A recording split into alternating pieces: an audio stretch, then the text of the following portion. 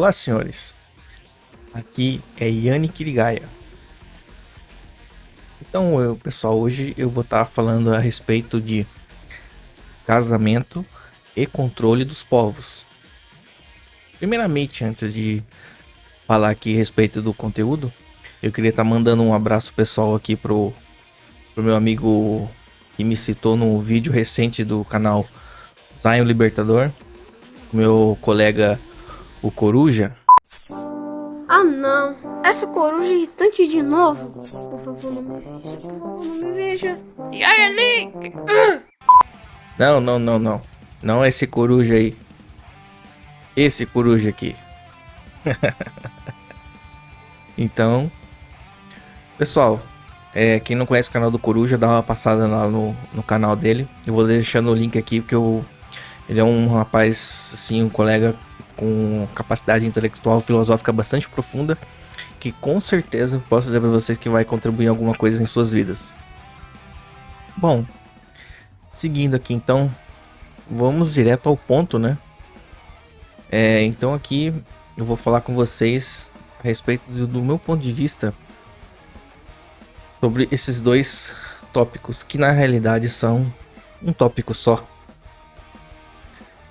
Para citar de início controle dos povos, preciso citar que isso iniciou-se de algo que era advindo de uma coisa útil, que era da forma Nossa, cara, comi Nutella azul aqui.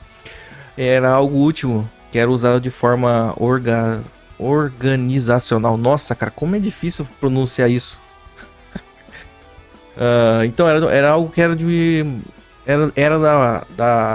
das pessoas, era algo padrão civil, né? Que eu posso citar que, tipo, é desde o primórdio de épocas medievais, por exemplo. Que na época medieval era dividido em 3 classes, assim.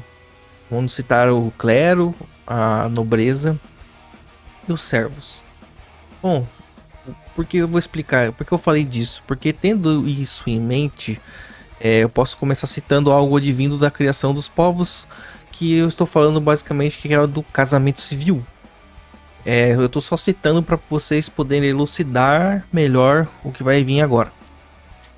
Bom, o casamento foi algo criado como um código de comportamento coletivo, que tem como objetivos unificar os bens de ambas famílias, poderes e funções, garantindo assim um aumento ou constância de poder de tribo, grupo ou sociedades, qual se havia acordo de aliança. Sendo assim, basicamente, o casamento ele nasceu com 3 princípios que eu organizei assim, tipo como pilares, o tripé de ordem base. Pilar 1 seria a preferência o máximo possível pela endogamia, casar-se entre parentes para manter a linhagem próxima, também para que as famílias, povo, etc. não perdessem suas características, certo? Tipo altura, força e etc. Exemplo disso, por exemplo, como posso citar a civilização dos espartanos, que eram bem rígidos em respeito à endogamia e assim a preservação das características do seu povo, que era um povo guerreiro. Também é a questão que esse tópico primeiro do tripé também visava manter as riquezas e patrimônio dentre as próprias famílias. 2. Prudência, que seria no caso de evitar excesso de luxúria, pois como não tinha como controle, não existia um controle de natalidade efetivo nos primórdios de civilização, ou até a época medieval, por exemplo, que aqui é a época que eu vou ficar mais fixo, porque a civilização, início, ela era baseada na cultura da agricultura. Filhos demais eram um prejuízo a médio e longo prazo. Basicamente, só não seriam se fossem alguns poucos filhos homens que talvez seriam mais valorizados, caso houvesse assim nascimentos a mais, pois homens eram mão de obra de mais-valia que ajudaria aquele grupo, tribo ou quem fosse, no caso da sociedade ali. E falando assim no questão de prudência, parte disso eu cito que quem tinha a última palavra sobre todos esses fatos das uniões, aliança, casamento, era somente e unicamente o pai de ambos os indivíduos envolvidos e nenhuma instituição de qualquer tipo. Beleza. Terceiro tripé, a precaução. O casamento era somente realizado caso ambos lados tivessem reais vantagens no acordo de união, aliança entre esses envolvidos. As famílias, grupos, aqui citamos riquezas, terras, recursos naturais, etc. Essas coisas também, esses acordos, eles evitavam guerras, ou poderiam ser acordos para terminar guerras que poderiam ter sido iniciado posteriormente. O casamento em si foi um fato criado unicamente como contrato social, de manutenção de patrimônios e alianças entre famílias. A instituição de casamento civil em seu início não condenava na época, por exemplo, o homem de ter concubinas, citando só isso mesmo como curiosidade, pois era entendido mais todo o lado racional, masculino, da poligamia. A monogamia não era uma regra moral em si. No caso, as concubinas até poderiam estar sob o mesmo terreno e terras, porém somente a esposa, sua família partilhavam das riquezas, privilégios, filhos e etc, né? Quando ocorria, por exemplo, nascimento dentre esses concubinatos, assim, não sei se é essa palavra, certo? Então seriam filhos bastardos sem direito nenhum a utilizar recursos desse homem de forma legal. E a aceitação das concubinas pelas mulheres era relativamente fácil, pois o homem provia ela e os filhos. Então isso não os afetava em nada na questão de provisão, o que na realidade é uma das únicas coisas que a realidade biológica do instinto de hipergamia feminino requer, como pode ser visto até hoje. Tipo, as mulheres, elas preferem dividir um homem poderoso e rico, aceitam isso numa boa em troca de benefícios.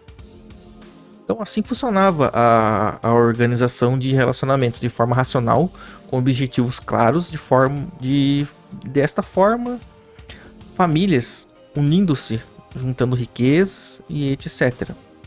Foram tornando-se essas famílias grandes e ricas, até formarem posteriormente nações, qual baseavam-se sempre na masculinidade como a base à monarquia. Posteriormente, as religiões, principalmente a católica na Europa e Ocidente, introduziu o plano marianista, que foi ali em torno do século XI. Foi implementado a ideia de doutrinação intensa dentro das famílias. Surgiu então na época o código do nicolaísmo pelo Estado, criado para evitar excesso de fornicação, controle masculino a respeito da sexualidade, qual gerava de tabela a violência divina das classes mais pobres, além do excessivo comportamento à tendência de prostituição por parte das mulheres dentre todas as classes sociais, tanto de nobres ou de baixo clero, pois assim o marianismo e o nicolaísmo foi modificando e ameaçando as pessoas através da doutrinação religiosa. Sabiam que poderiam criar uma ordem social menos caótica, dentre aspas, né? E ao mesmo tempo, esses sujeitos espertos viram uma forma então de retirar recursos de todas as famílias de tabela que eram estáveis e prósperas. Aqui eu estou citando o imposto para o Estado da Igreja. E aqui posso citar como opinião própria também que nesse século XI surgiu o início também dos primórdios do estado de bem-estar social, que era implementado lentamente naquele momento da história pela igreja com a capinha, a embalagem de, entre aspas, caridade. O nicolaísmo, vou explicar para você, resumindo a palavra. A palavra Nico significa conquistar e laitas significa leigos. Então, o nicolaísmo é o método de doutrinação de conquistar as pessoas através dos pontos de ignorância, pessoas leigas, controlar uma população doutrinando-as, tornando quem emprega isto seu líder de pensamento, dominação através das regras de pensamento. Então, tornando doutrinador ou instituição como conduta de referência.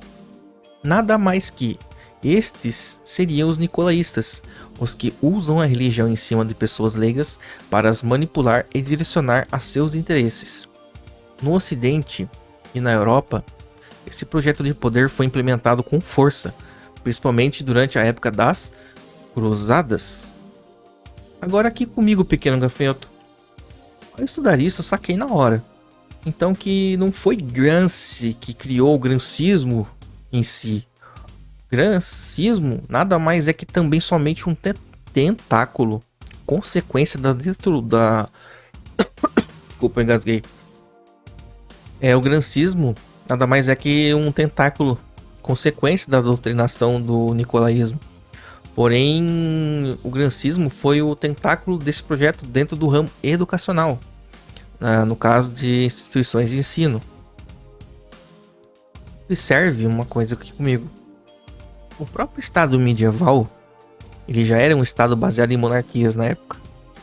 Então o nicolaísmo somente foi uma forma que algum grupo muito esperto teve de conseguir manipular. E também derrubar as monarquias, as tomando através dos campos dos ideais e da doutrinação. Através também de saques, através de impostos. Cada vez mais o nicolaísmo impregnava no subconsciente das pessoas os modos de agir que os nicolaitas queriam influenciar. Os modos de viver, suas aspirações, de forma que o Estado as pudessem controlar. Tanto para o bem e, claro, muito mais para o mal. Fazendo com que o Estado faz de melhor, né? Explorar as pessoas através assim então do medo. Porque é fácil você enganar pessoas boas com histórias ou encenações. Fornecendo a elas aspirações, induzindo-as a desejos, regras, utilizando a religião como arma. Assim eu chamo isso, pois essa forma de controle existe em vários lugares e em várias religiões. E isso já é conhecido e eu também chamo assim como taça das doutrinas. O sistema nicolaísta tem como maior inimigo desde seu surgimento a ciência e a alquimia. Pois todo o poder dos nicolaístas em manipular e pôr sua ordem na sociedade era através do discurso de representar Deus, o divino, e que o que diziam era lei. A ciência, através dos métodos científicos, ao explicar as coisas, fenômenos naturais, reações químicas, biologia, então destruíam e destrói todo o poder do Estado desse tipo de modus operandi, qual, posteriormente, os Estados vieram depois se infiltrando nos campos científicos também, principalmente ali a partir do século XX, após Nikola Tesla quase destruir todo o status quo com suas descobertas, principalmente no campo da física quântica. Assim, o poder de Estado corrompendo a ciência, ao que se vê hoje, por exemplo, conhecido por cientificismo, já citei isso já em outros vídeos. O cientificismo controla os conhecimentos científicos, criando ou não factoides e limitando as instituições de ensino a ensinar até certo ponto os indivíduos, e apagando ou limitando da história da humanidade descobertas e invenções que podem deteriorar o poder do status quo. Por isso, no século XX, foi oficialmente reforçado a criação da cultura de ignorar pessoas que obtinham conhecimentos por métodos científicos próprios, através da cultura do famoso diploma. Ou seja, sem diploma e um carimbo estatal reconhecido, ninguém lhe dará credibilidade nenhuma. Então, continuando.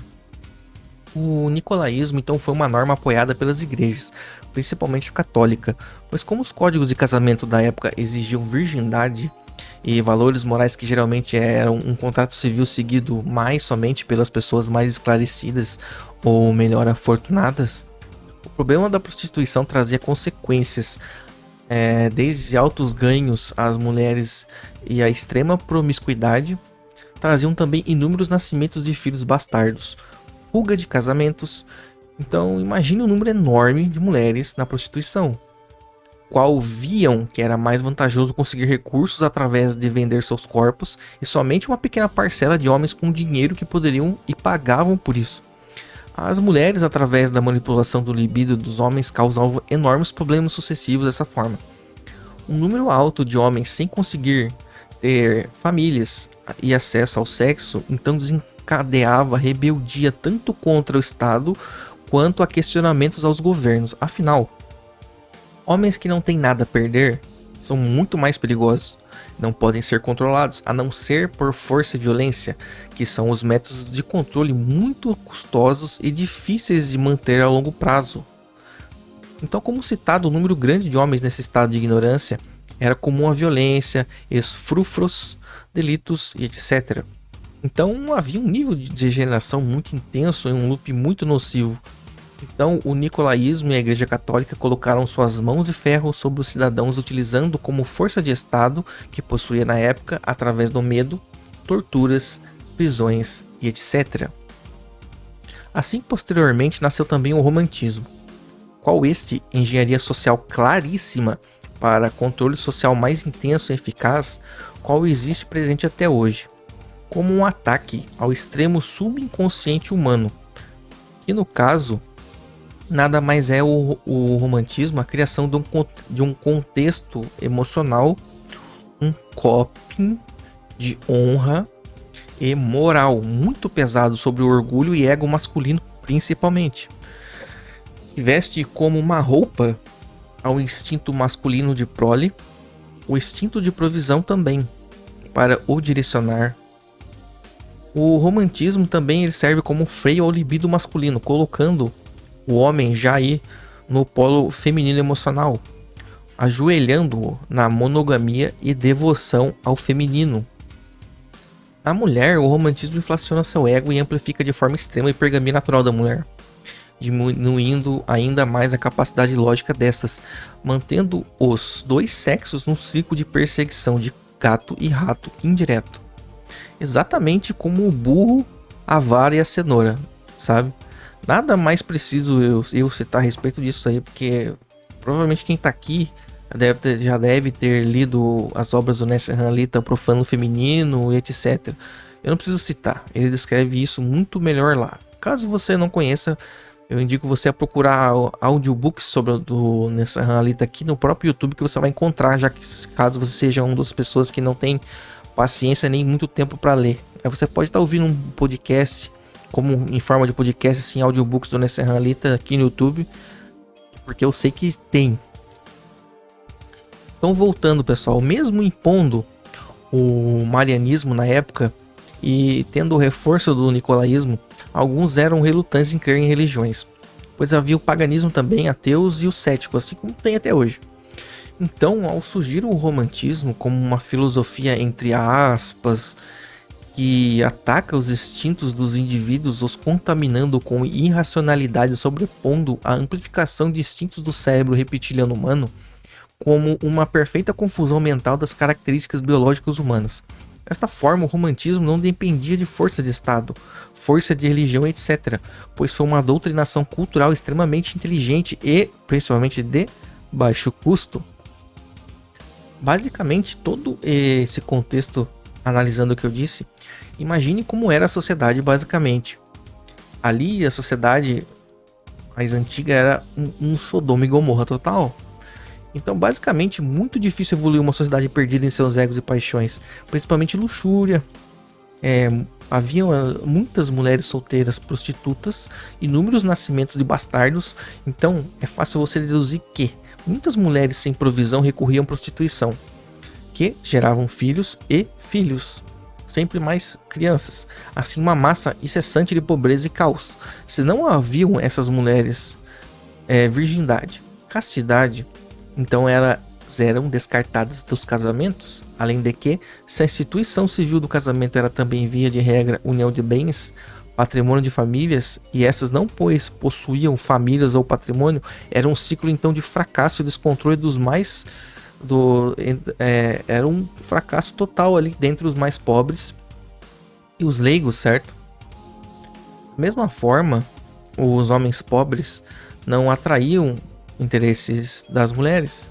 Então, estas, pelo fenômeno natural da hipergamia, escolhiam se prostituir ao ter, às vezes, que submeter-se a homens pobres. Algumas submetiam-se, né?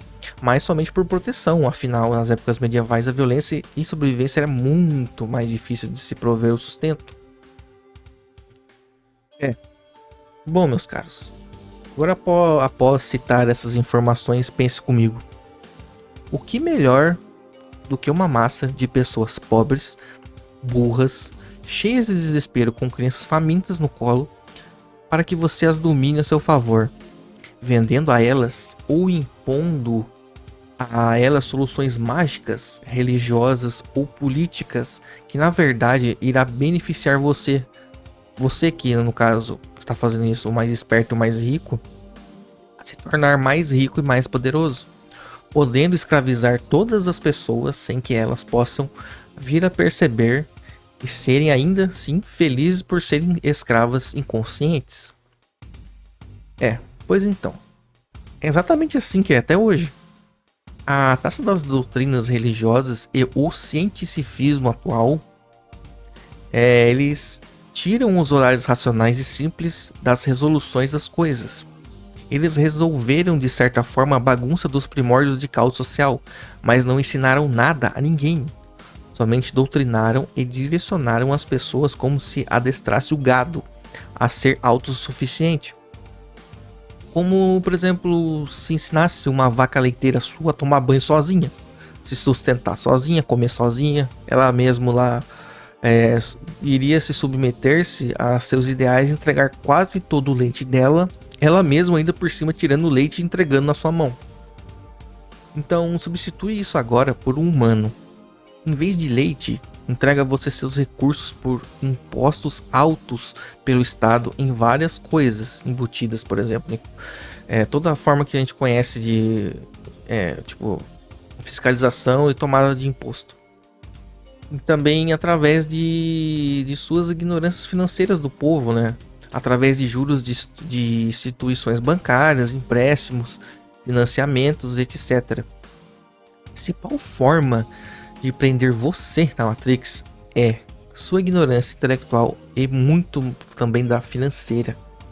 A única forma de acordar a tudo isso é através da evolução da sua consciência. O nicolaísmo é só uma das formas de aprender você, de manter você preso na Matrix, né? E são principalmente os tradicons e derivados manginas, cavaleiros brancos principalmente, que são os que hoje ainda são os mais ignorantes, afetados totalmente pela doutrinação marianista de Estado na vertente da taça das doutrinas. São os que não podem enxergar, pois estão profundamente presos e doutrinados através de suas emoções, né? Fixada em profundos copings que advindo do nicolaísmo antigo, que é algo que existe há séculos e funcionou muito bem para manter os homens organizados, evitando de deixar fêmeas solteiras, tenderem à prostituição em massa, sustentar todas as crianças, bastardas ou não. Assim, como disse, houve uma organização social, porém, não existe nenhuma liberdade de pensamento e direito hoje. Não existe direito individual, basicamente, principalmente para o homem. Pois o nicolaísmo evoluiu depois para o romantismo, que evoluiu depois para a política mulherista, onde reforçou a ideia primitiva do marianismo, que fez isso, então, homens a apoiar movimentos feministas em seu início, devido ao valor excessivo inconsciente dado à mulher.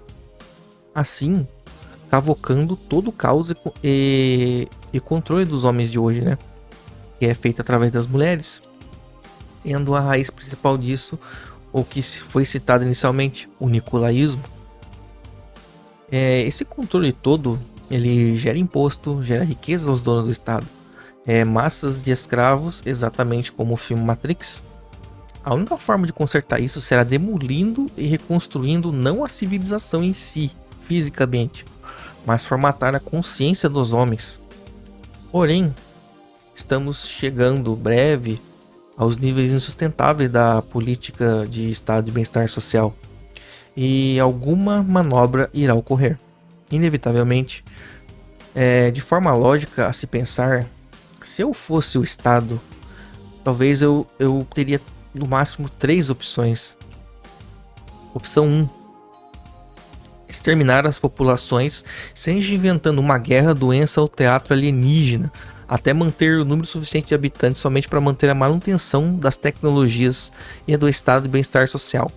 Bom, imagine que se eu sou mais rico que a maioria, consiga melhor tecnologia, eu já tenha tecnologia que as massas nem fazem ideia que exista. Posso criar um show, posso criar uma pandemia, imagens holográficas, seja lá o que for, como encenar motivos para causar mortes em massa, ou causar efetivamente, mas dando uma historinha diferente para o que realmente está acontecendo. Bom, método 2 seria emprego de força ditatorial de controle, forçando os homens. Isso provavelmente daria trabalho, porque geraria efeito colateral de guerras e mais custo, né? Além de destruição de recursos de países, qual eu, dono do estado, estaria perdendo com isso, muito dano colateral para atingir o objetivo. E 3, né? Talvez seria recuar e ceder, o que eu acho a opção mais estúpida, pois ceder a tantos séculos de trabalho seria estúpido, então pode ter certeza que o estado não recua, ele só muda a embalagem. Então eu, em uma mentalidade depotista, escolheria uma manipulação como da opção de extermínio populacional. Bom, pessoal, para terminar, lembra que eu citei que as famílias mais afortunadas que conseguiam e que tinham lucidez para casar entre si sob aqueles moldes, qual traz aos que utilizam essas alianças familiares endogâmicas manter seu patrimônio e riqueza entre seus próprios do seu círculo? Então imaginem vocês, hipoteticamente, se eu fizesse parte dessas famílias, não seria conveniente ter criado um sistema vigente invisível para manter o controle do caos em volta de mim e ao mesmo tempo poder aproveitar as massas e as colocar a meu trabalho, a me servir? Deixando todos se degladiando por migalha de recursos ao invés de ter que os enfrentar, o que dá mais custo e menos certeza de poder. Essa família sob o poder absoluto mantendo todos os ignorantes numa Matrix não seria mais vantajoso? Pois é. Enfim, senhores, é muito simples, mas justamente por parecer tão absurdo, a Matrix conta com que você jamais desperte e enxergue as correntes que ele aprisiona pelos pés e pelo ego. Então, o que eu posso aconselhar aqui para vocês pessoalmente? Se foi muito denso o que eu falei para vocês aqui, tentem ler um pouco a respeito do nicolaísmo, do marianismo, que tudo isso foi introduzido dentro das relações sociais nossas humanas para esse projeto de controle dos povos.